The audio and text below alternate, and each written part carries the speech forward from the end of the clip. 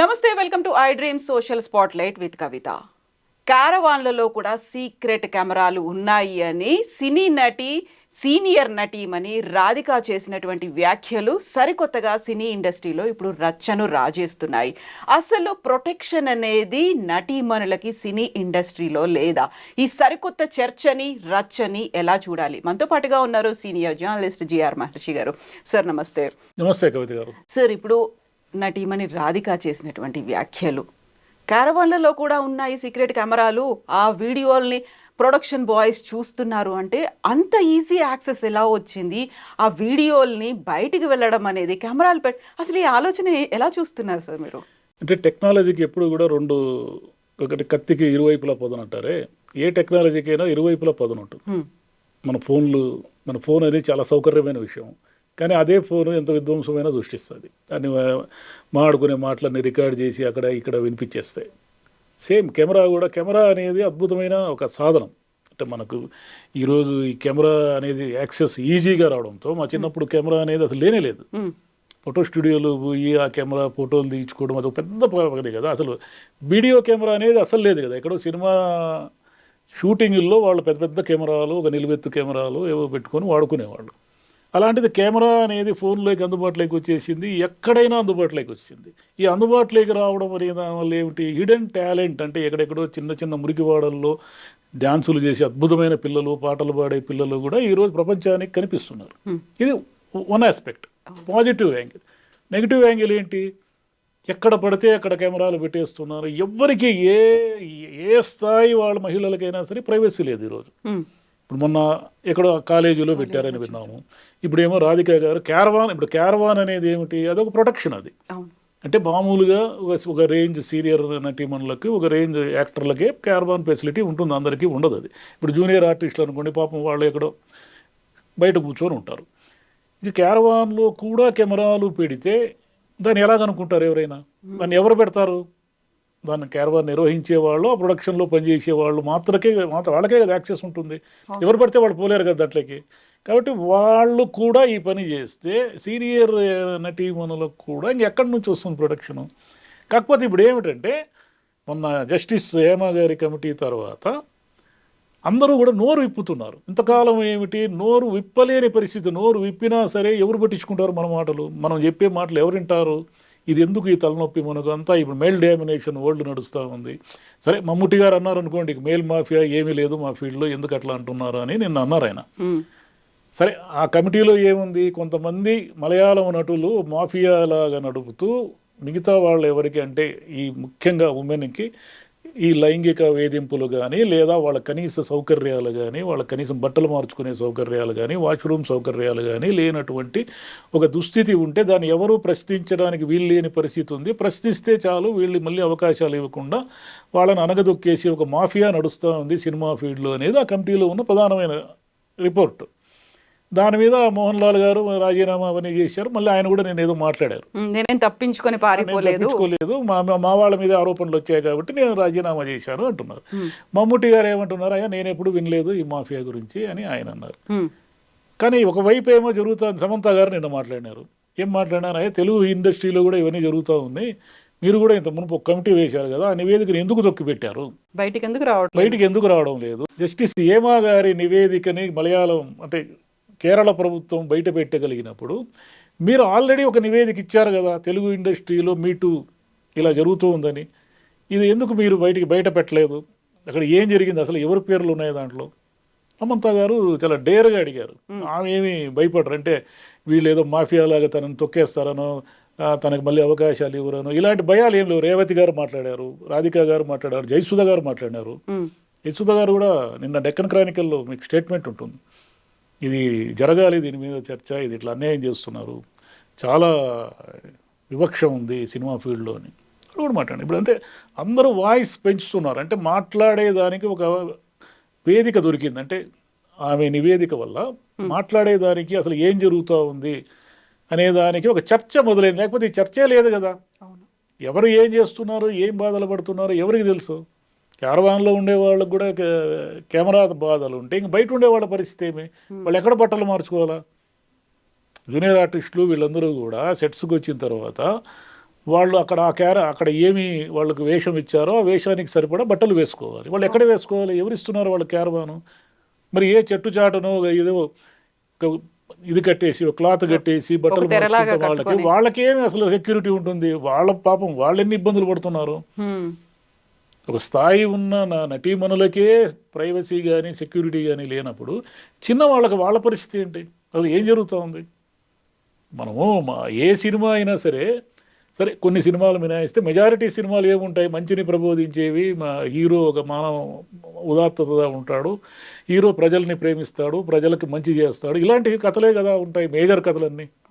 ఇన్ని చెప్తున్న వాళ్ళు మరి అసలు మీ ఇండస్ట్రీలో ఏం జరుగుతుంది, మీ వెనక ఏం జరుగుతూ ఉంది, అది కదా చెప్పాలా. మీ వాళ్ళు మీ టీం ఏం చేస్తున్నారు? మీతో పాటు కలిసి పనిచేస్తున్న వాళ్ళు ఇన్ని ఇబ్బందులు పడుతున్నారంటే మరి సీనియర్ నటులుగా కోట్ల రెమ్యూనరేషన్ తీసుకొని వేల కోట్ల పరిశ్రమ మాది అని గర్వంగా చెప్పుకుంటున్న వాళ్ళు ఇక్కడ కనీసం ఏం జరుగుతుంది? వాష్రూమ్ ఫెసిలిటీస్ కూడా లేనటువంటి దుస్థితిలో జూనియర్ ఆర్టిస్టులు, మహిళా జూనియర్ ఆర్టిస్టులు ఎందుకు పనిచేస్తున్నారు అని ఒక రోజున చూడాలి కదా. అది ఎవరో ప్రొడక్షన్ మేనేజర్ పని, మా పని అంటే మీ పని కాకపోవచ్చు, కానీ మీరు సినిమాల్లో చెప్పేదంతా హ్యూమన్ వాల్యూస్ గురించే కదా. సినిమాల్లో వేలాది మంది ప్రజలకు స్క్రీన్ మీద హ్యూమన్ వాల్యూస్ గురించి చెప్తున్న మీరు మీ వెనక ఏం జరుగుతూ ఉంది? కొంతమంది అమ్మాయిలకి లైంగిక వేధింపులు కానీ, వాళ్ళకి మినిమం ఫెసిలిటీస్ కానీ లేకపోవడము, కనీసం వాళ్ళు తాము పని చేసిన దానికి సరైన వేతనం పొందలేని, అంటే వాళ్ళకి ఏదో రోజుకి 500 1000 రూపాయలు ఉంటే దాన్ని కూడా తీసుకోలేని పరిస్థితుల్లో పూర్తిగా ఎందుకున్నారు? అవన్నీ ఆలోచించాలి కదా మరి. Exactly sir. ఇప్పుడు నడిగర్ సంఘానికి గతంలో అధ్యక్షుడిగా పనిచేసినటువంటి విశాల్ చాలా స్ట్రాంగ్ స్టేట్మెంట్ ఇచ్చారు. ఎవరైనా మిమ్మల్ని కమిట్మెంట్ అడిగితే చెప్పుతో కొట్టండి అనేది. అంత ఈజీ అనుకుంటున్నారా? అలా ఎలా కుదురుతుంది అని రాధిక గారు కూడా దాన్ని కండెమ్ చేశారు. యాక్చువల్గా కమిట్మెంట్ అడిగితే చెప్పుతో కొట్టండి అంత సింపుల్ అయిపోతుందా సార్? అక్కడ ఏది అంత సింపుల్ కాదు. పోరాటం అనేది అంటే వ్యతిరేకించడము, పోరాడడం అనేది సింపుల్ కాదు. ఎందుకు సింపుల్ కాదు? మీకు చిన్న ఎగ్జాంపుల్ చెప్తా. జర్నలిస్టులకు ఎన్ని పని గంటలు? 6.5 పని గంటలు. చాలా కాలం ఈ వేజ్ బోర్డులు అవన్నీ వచ్చి 88లో నేను ఉద్యోగంలో చేరాను. 6.5 గంటలు పని గంటలు. ఇప్పుడు జర్నలిస్టులు ఎన్ని గంటలు పనిచేస్తున్నారు? 9 గంటలు, 10 గంటలు, 12 గంటలు పనిచేస్తున్నారు. మరి మనమంతా హక్కుల గురించి చర్చించే వాళ్ళము, హక్కుల గురించి మాట్లాడే వాళ్ళము, ఒక ఇంటలెక్చువల్ సర్కిలే తాము ఎన్ని గంటలు పనిచేస్తున్నారో చెప్పుకోలేని దుస్థితిలో ఉన్నప్పుడు ఒక సామాన్యంగా ఏదో హీరోయిన్ కావాలనో, ఇంకొక నటి కావాలనో, ఏదో ఒక జీవితం బాగుంటుందనో వచ్చిన ఒక అమ్మాయి ఒకడెవడో అడిగాడని వాడిని చెప్పు తీసుకొని కొట్టి తాను ఇంతకాలం కన్న కలలు, తాను ఇంతకాలం కోరుకున్న జీవితాన్ని ఒక్క క్షణంలో నాశనం చేసేసుకుని వెళ్ళిపోగలదా? అంటే ఆమెకి భయం ఉంటుంది కదా, వాడు ఏం పగపడతాడో, వాడు ఏం చేస్తాడో ఏంటి. ఇంటలెక్చువల్స్కే తమ హక్కుల గురించి తెలిసి పోరాడే శక్తి లేనప్పుడు సామాన్యమైన ఒక అమ్మాయికి ఎలా ఉంటుంది? ఎక్కడి నుంచి వస్తుంది? చెప్పడం ఏది? ఆయన చెప్తాడు విషయాలు. మరి అమ్మాయి చెప్పుతో కొడితే అతను ప్రొటెక్ట్ చేస్తాడా వచ్చి?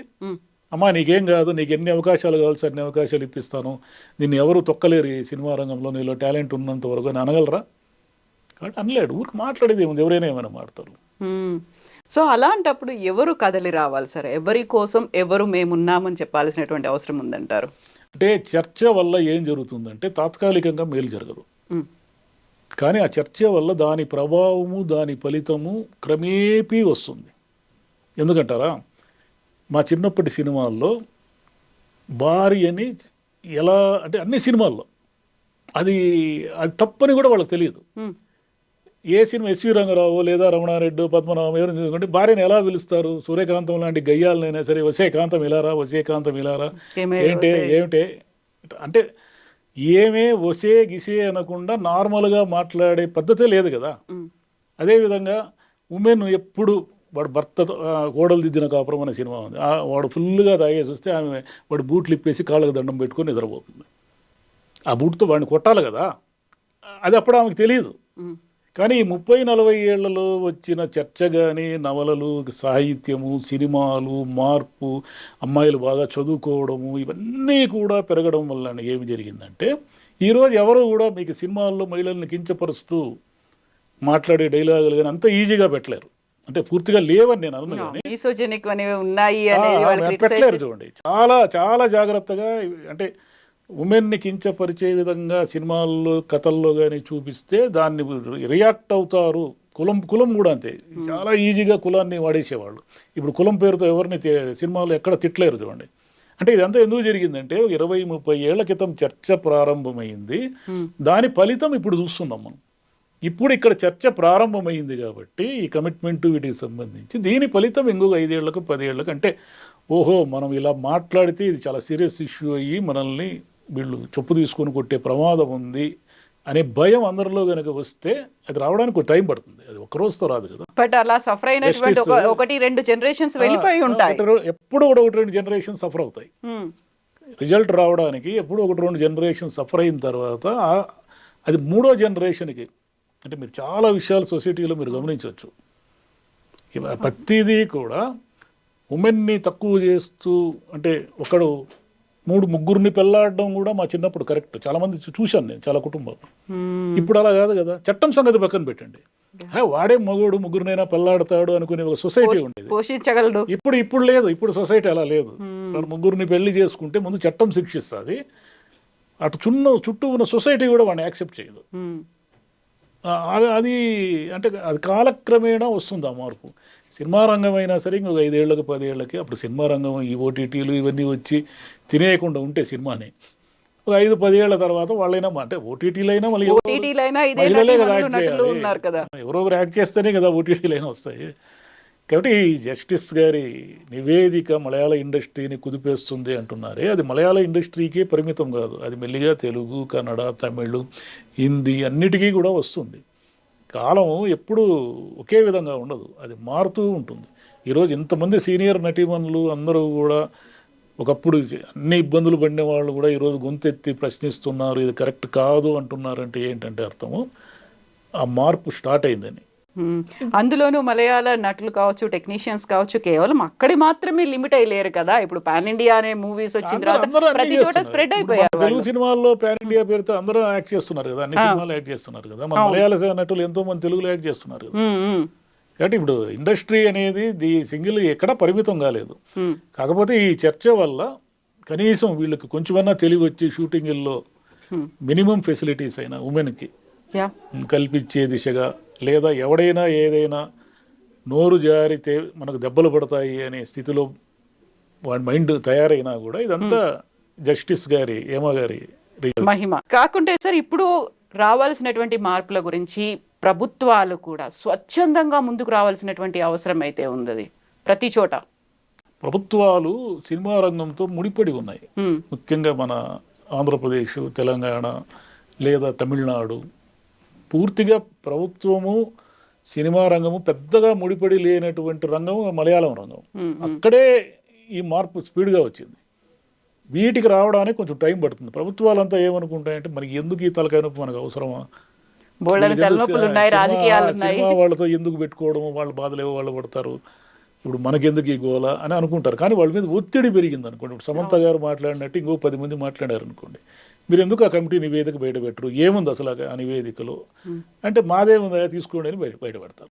ఒత్తిడి పెరిగితే బయటపెడతారు. అక్కడ కూడా ఉమెన్ ఇన్ సినిమా కలెక్టివ్ అనే ఒక సంస్థ ఏర్పడకపోతే ఇంత దూరం ఇది వచ్చి ఉండేదే కాదు. వాళ్ళు అలా వచ్చారు కాబట్టి వచ్చింది ఇందులో. సో అవేర్నెస్ అనేది రావాలి, రివల్యూషన్ అనేది కూడా రావాల్సినటువంటి అవసరం ఉంది. అంతే.